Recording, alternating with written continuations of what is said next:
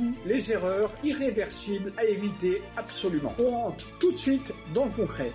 Ce que France Travail te permet vraiment. France Travail ne finance pas ton projet. Il te permet d'utiliser tes droits ARE, donc aide de retour à l'emploi, tes droits ARE existants selon des règles strictes tout en créant et en démarrant ta société. Pendant une durée qui peut aller jusqu'à 16 mois, en 2026, tu n'as que 2 options légales et tu dois choisir, tu ne peux pas les cumuler, soit le maintien de ton allocation mensuelle ARE, l'ARE continue à être versée tous les mois, elle est recalculée mensuellement selon les revenus que tu vas prendre sur ta nouvelle activité, sur ta nouvelle société, et le calcul se fait via ce qu'on appelle le SJR, c'est-à-dire salaire journalier de référence. Donc c'est un salaire qui consiste à partir du revenu que tu tires de ton activité professionnelle qui est retenu par France Travail, divisé par le SJR, ton salaire journalier de référence, et ce rapport, ça donne le jour non indemnisé, soit le maintien de ton allocation mensuelle ARE, mais cette ARE, il va être recalculé en fonction de ton revenu professionnel. Tu comprends bien que France Travail, en fait, ils vont considérer que si tu as un revenu professionnel grâce à la société que tu as créée, eh bien, il va falloir qu'ils baissent le montant de tes ARE, de l'aide que te verse France Travail tous les jours, tout simplement, eh bien, pour tenir compte de ce revenu professionnel que toi tu as. Donc le calcul, il se fait comment? Eh bien, il se fait à partir du montant que tu vas déclarer tous les mois à France Travail en disant ben, mon activité, ma nouvelle activité, voilà ce qu'elle m'a rapporté. Donc ça, c'est le revenu de référence que va prendre en compte France Travail tous les mois pour calculer le montant de la